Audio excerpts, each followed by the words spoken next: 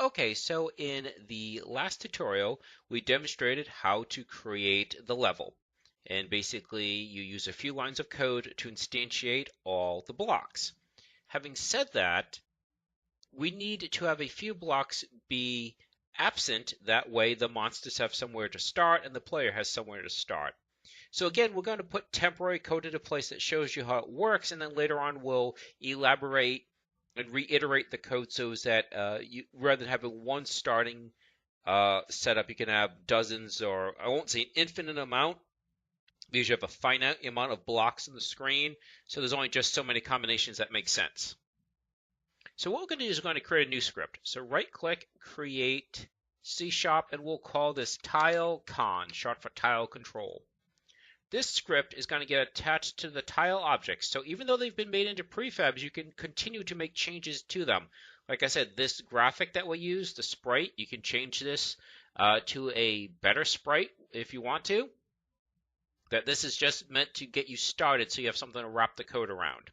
So we're going to take this script, okay, and so this is the dirt object number 1. We're going to just drag and drop the script onto it. Because right now the only object that had a script was the GM. So now the individual tiles will have one as well. So if you want, we can just go ahead and do that. Drag the script onto all 3. Now let's go ahead and open that script. So what we're going to do, we don't want to do this in the start section because of the way the objects are instantiated in the start area. We want to do this in the update section. And in the update section, what we're going to do is we're going to look to see what position the objects are at and then delete a couple of them. So we're going to use a statement called getComponent. GetComponent does just that.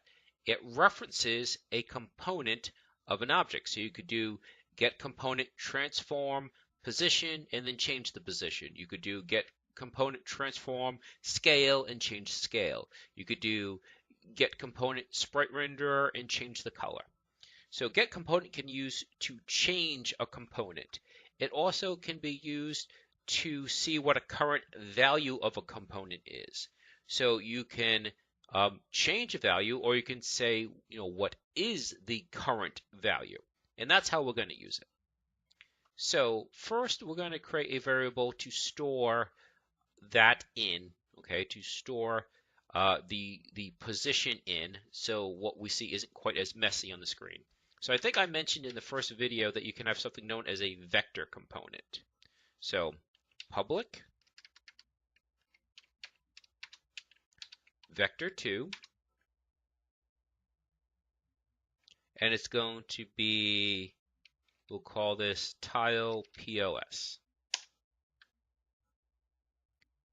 In the update section, what we're going to do, tile POS equals getComponent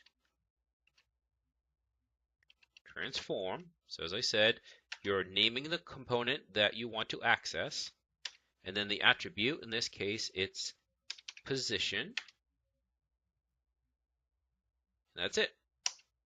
You're saying take the position, drop it in here. Now, by default, you see 3 variables. Because we declare this to be a vector2, it'll automatically drop off the z variable. It's smart enough to do that because in a 2D game, the z is almost meaningless. All right. We did that so this next statement doesn't look so messy. It's an if statement. Just like the for statement, the whole thing has to be in parentheses. So if tile POS dot x, so we're looking at just the x component of the tile because, as I said, it's a vector2. So this variable is actually storing 2 values at once. It's storing the x and the y. So if tile POS dot x equals because we declared the actual values, we know exactly where they are. So you have to be careful. This won't work on some types of games if you don't know the exact position. But here we know the exact position, so this should work. So let's do negative 7.2.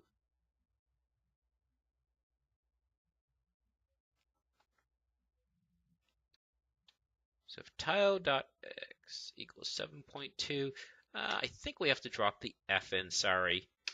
I should know by heart, but I don't offhand. We'll find out really quick if I'm wrong. Tile POS dot y. So just as we grabbed the x component of this, we now want the y component. So we grab the x, now we're going to grab the y. And that one, I believe, the second row was at 1.77f. So now I think you can see why I did this. Because every place you see tile POS, this whole thing would have been written out again. So rather than seeing this, you'd have seen this whole thing typed out. So wanted to try to make this both as simple as possible, but also as clear as possible. So and if you've never seen an if statement before, the entire thing has to be in parentheses, okay? And then each individual value has to be in its own set of parentheses. So this is in a set of parentheses. This is in a set of parentheses separated by a double ampersand, and then the whole thing has to be in a set of parentheses. So if tile POS.x is equal to that, tile POS.y is equal to that, we want something to happen. The command destroy will destroy what the script is attached to. So we want to destroy the game object. So generally speaking, okay, when you see a command on a script, and that script is attached to an object, it is doing something to that object or retrieving information from that object. So here we're retrieving information from this object. Here we're doing something to the object. So if it meets this criteria, go ahead and destroy it. So watch what happens. If I haven't made any mistakes, and I did. Oh, very simple mistake. See this? Has to be a double equal sign.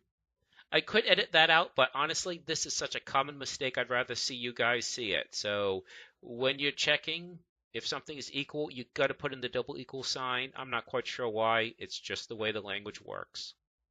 I have a theory, but it doesn't really matter. All that matters is you have to put in the double equal sign. So this should go away, and it did. Bingo. You've now destroyed one of the objects. And if it looks kind of narrow, it's because they're really overlapping. So that goes back to what we were saying about this. So what we can do is rather than doing this, which does plus plus, you could do something like this. You could do plus equals 1.25, and I think we have to add the f there as well since it's a decimal. So in other words, rather than adding 1, you can actually add 1.25. So this literally means whatever this is equal to, add this to it. So you're not replacing the value with 1.25, you're adding 1.25 to the value. Okay, so that means we now need to change this. Well, not this, we need to change, sorry, this. So it will no longer be 1 less than that, it would be 1.25 less than that. So let's move that over just to make the math a little bit easier. Okay, so quick summary. In GameFlow, we changed this to negative 8.25 as the starting value, and we added 1.25 rather than just 1. So consequently, this has to change to 7 even. And we left the y alone.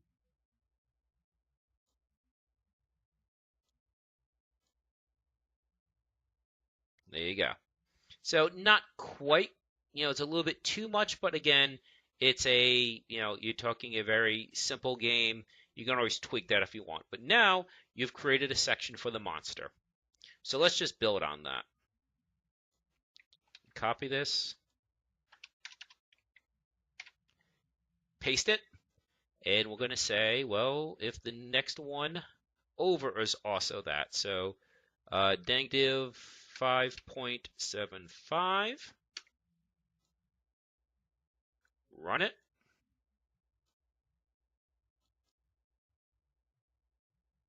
Oops, sorry, double clicked. There you go. Now you have a decent space for one monster. Now what we can do is we can make another one.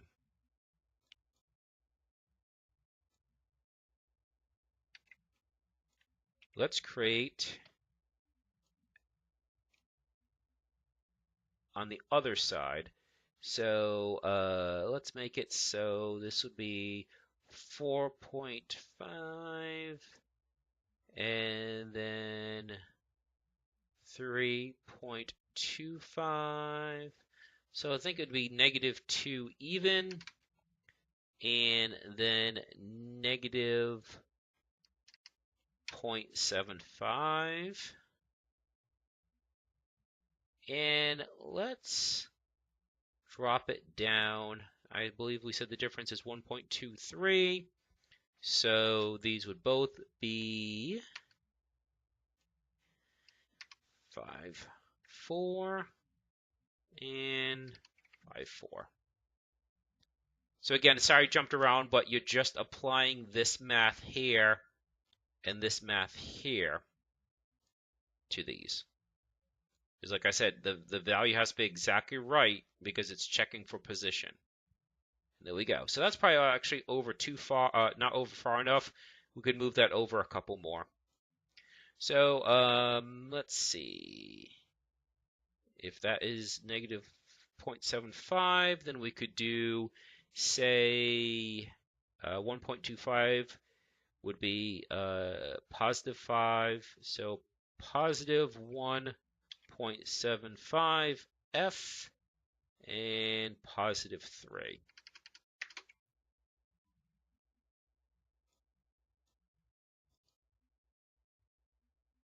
Perfect. And then your player could be, say, right here, so it would be just a single spot.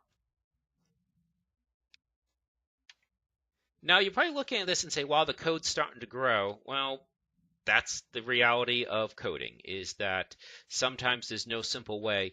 I probably could come up with a routine that would make this a little bit easier. But honestly, as far as games go, this is still very, very light.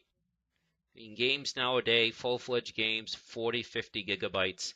So just be glad that you're really just rinsing and repeating. So it looks like it's getting complicated. It's really just the same code over and over again, just a tweak in the value.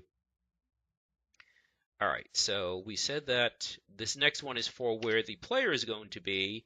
So we're going to make it, let's see, 1 or 2 lower. So 1.23 times 2 would be 2.46. So 1.92. I did a brief splice there and bust that out a calculator.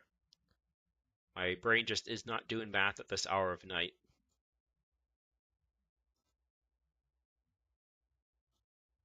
There we go. Sorry, didn't mean to click it away that quickly. Play usually starts more towards the center, so let's move that over. So we could move this to another 1.5 over, so just 1.5 F. Save.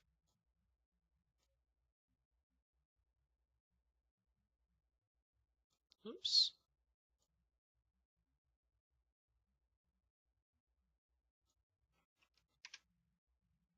0.5.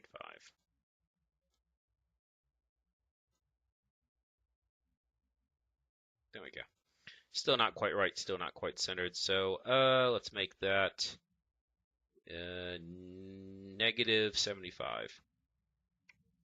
Sorry if this is tedious. You really do need to get a custom where everything is on the screen as it's laid out, so it actually is a good practice. All right, so we can leave it like that. So the last thing we'll do is we'll just drag our character into that position. So we said that that position is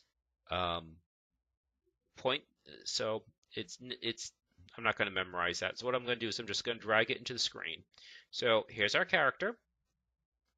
Going to put him into the screen, and then we're going to change the X and Y position. So negative 0.75. So negative 0.75. No, you don't have to put the letter F here. It's only for the code. And negative 1.92. Negative 1.92. So this is where it looks a little bit odd, because you're seeing him here without all the other blocks, but when you run it, there are the blocks. Okay, so I think that this is actually a good place to stop. Let's actually fix that one row there, because when I moved everything over, it kind of broke this. So if it's if it's less than 8 point, let's try 7.5 F. I think that will give us our extra column.